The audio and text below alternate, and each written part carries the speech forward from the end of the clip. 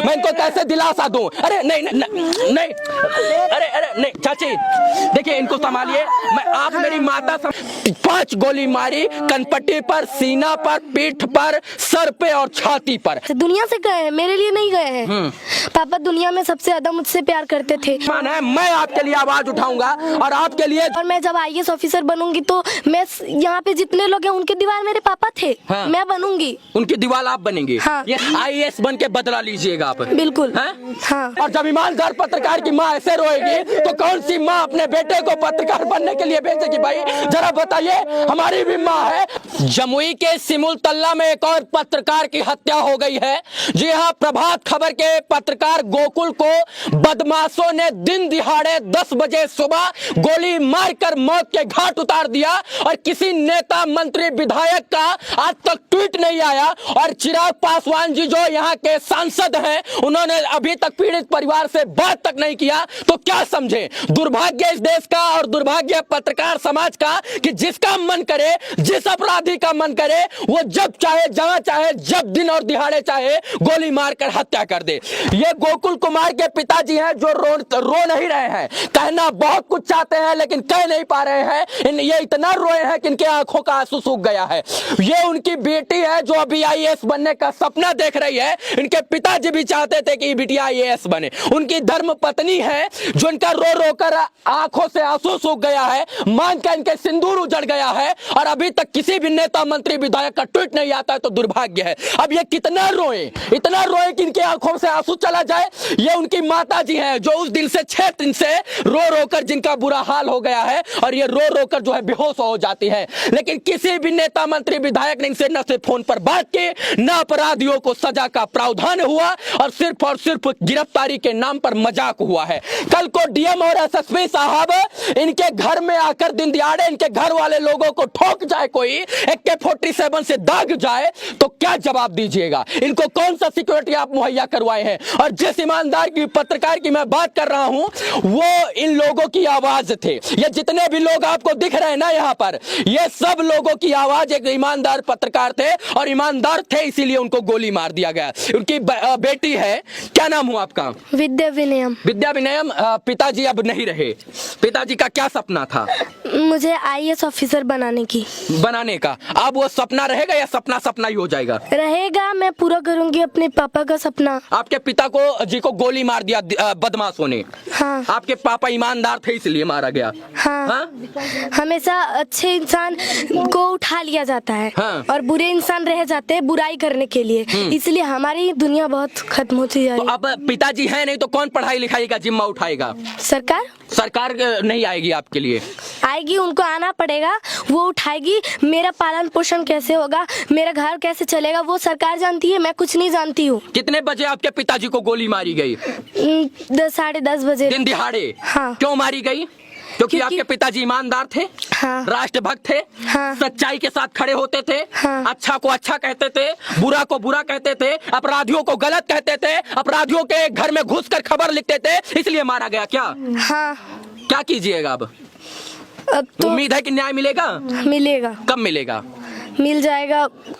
काम चल रहा है। हाँ। उन लोगों का, उन्होंने कहा है कि काम होने दीजिए अच्छे इस से। बिटिया को पता है, इसको लोकतंत्र और समाज तंत्र पे विश्वास है, इसलिए करे। लेकिन मुझे इस लोकतंत्र पे विश्वास नहीं है DM साहब। नेताजी, मुझे आपके लोकतंत्र पे विश्वास नहीं है, इसलिए मैं दावे के साथ कह सकता हूं कि पत्रकार की हत्या के बाद पत्रकार को न्याय नहीं मिलेगा। और ये बिटिया को उम्मीद है कम से कम इस बिटिया के सपनों पर तो खरा उतरिए ना DM साहब। बताइए कि जो है पिताजी अब नहीं रहे, माताजी रो रही हैं, सबका बुरा हाल है, अब क्या होगा?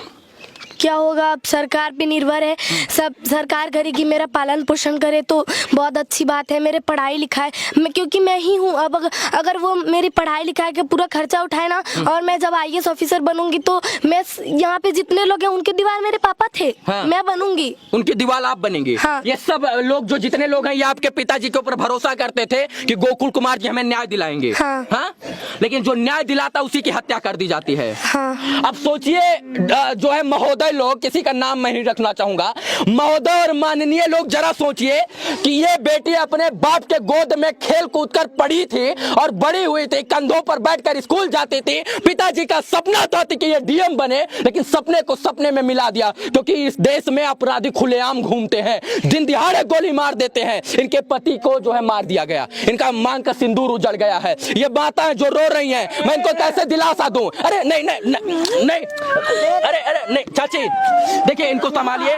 मैं, आप मेरी माता समान है, मैं आपके लिए आवाज उठाऊंगा और आपके लिए जो है मैं आवाज उठाकर लोगों तक पहुंचाऊंगा। आप रोइए मत, आप रोइए मत। ये ईमानदार पत्रकार की माँ है, और जब ईमानदार पत्रकार की माँ ऐसे रोएगी तो कौन सी माँ अपने बेटे को पत्रकार बनने के लिए भेजेगी? भाई जरा बताइए, हमारी भी माँ है, हमें भी पत्रकारिता के लिए भेजा गया है, हमें भी ऐसे गोली मारा जाएगा तो किसका भरोसा रहेगा? जरा बताइए ना डीएम साहब। दिन दिहाड़े अपराधी 10 बजे गोली मार देते हैं और किसी का जमीर नहीं जिंदा होता है और सबका जमीर मर जाता है, और कोई मेन स्ट्रीम मीडिया का पत्रकार जो है खबर नहीं चलाता है, तो दुर्भाग्य नहीं देश का। इस माँ को मैं क्या बोलूं, मैं क्या दिलासा दूं कि तुम्हारे बेटे को मैं वापस लेके आऊंगा? मेरे अंदर इतनी पावर नहीं है, लेकिन मेरे अंदर इतनी पावर है कि मैं माइक खोस कर इनके लिए इंसाफ दिला सकता हूं। आप मेरी आवाज बनिए, इस माता के लिए आप आवाज बनिए, इस माता को जो इंसाफ दिलाने का आप लोग प्रयास कीजिए।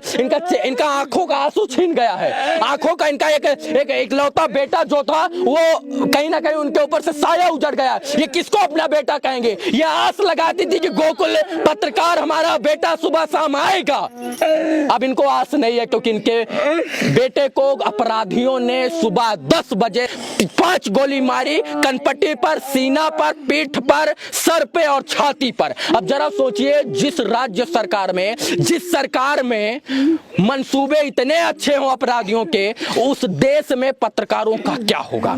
आज वो मारा गए हैं, कल हम भी मारा जाएंगे, परसों सभी मारे जाइएगा, जब तक आप आवाज नहीं उठाइएगा। जो है क्या बात करूं मैं इनसे? बताइए ना, आप ही लोग बताइए, क्या पूछूं कि इनका पति मर गया है, इनके पति को मार दिया गया है, क्या पूछूं इनसे? हम लोग आपको न्याय दिलाएंगे, आप चिंता मत कीजिए, आप हमारी बहन समान हैं, और आप रोइए मत। आपके पति ईमानदार थे, वो मरे नहीं, वो शहीद कहलाएंगे, उनको शहीद का दर्जा मिलना चाहिए, क्योंकि जितने लोग आपको यहाँ पर दिख रहे हैं ना सर, ये उनकी दीवार थे, आवाज थे उनकी। अगर किसी के पेट में दर्द भी होता था, कोई गुंडा मवाली माफिया परेशान करता था, तो वो आवाज गोकुल कुमार इनकी बनते थे। बिटिया, अब कौन आवाज बनेगा? मैं। आप बनिएगा। आपको भी मार दिया जाएगा तो? मुझे नहीं मार सकते वो लोग। क्यों? पता नहीं, क्योंकि मेरे पापा मेरा हमेशा रक्षा करेंगे। वो अगर नहीं गए, वो दुनिया से गए हैं, मेरे लिए नहीं गए हैं। पापा दुनिया में सबसे ज्यादा मुझसे प्यार करते थे, और मेरे पापा मुझसे इतना प्यार करते हैं कि वो जिंदगी भर मेरे साथ रहेंगे। आईएएस बन के बदला लीजिएगा आप? बिल्कुल। हाँ, आईएएस बनिएगा। हाँ।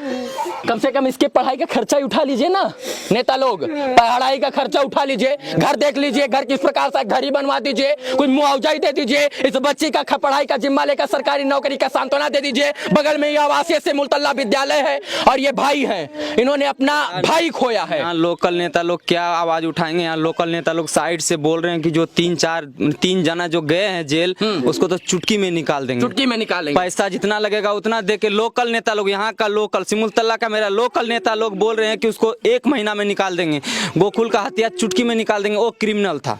अब सोचिए कि बिहार में पिछले 3-4 महीनों में 4 से 5 पत्रकारों की मौत हो गई है, तो कौन अपनी लेखनी से और कौन अपनी कलम से अच्छी खबर लिखेगा? चाचा ये बताइए, नहीं कर सकता है। बेटा खो दिया है आपने, हमारा बेटा चला गया। अब ये बताइए, ये भी आपका बेटा, ये भी कह रहे हम न्याय के लिए लड़ेंगे, और ये नातनी है, पोती है, अगर इसको भी मार दिया जाएगा तब क्या कीजिएगा? मार सकते हैं लोग कि नहीं?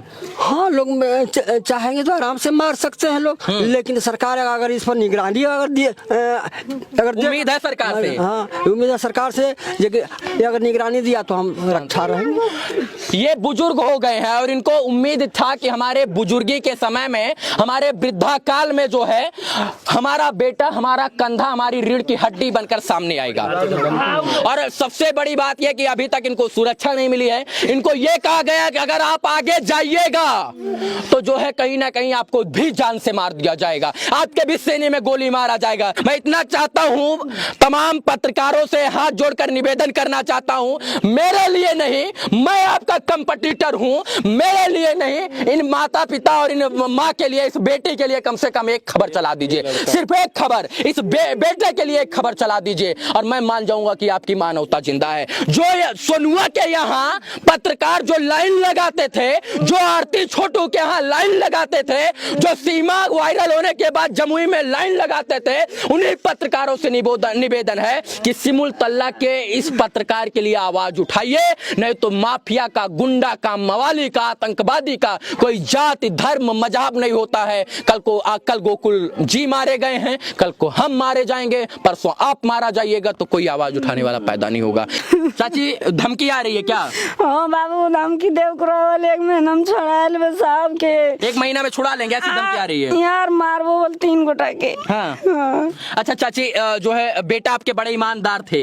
हाँ बाबू भाई, इस दिल को बाबू, आप लोगों का यही एक उम्मीद और चिराग थे। हाँ चाची। हाँ बाबू, सब छोट सब ओकरे पर चले छलो, तीनियो बाबू, 4 गो छलो, 4 गो बड़ा छलो बे। जिस दिन मेन स्ट्रीम मीडिया सब उनके पक्ष लिए बाबू, सबको जितना परिवार उतना सब उनके पक्ष लिए बाबू।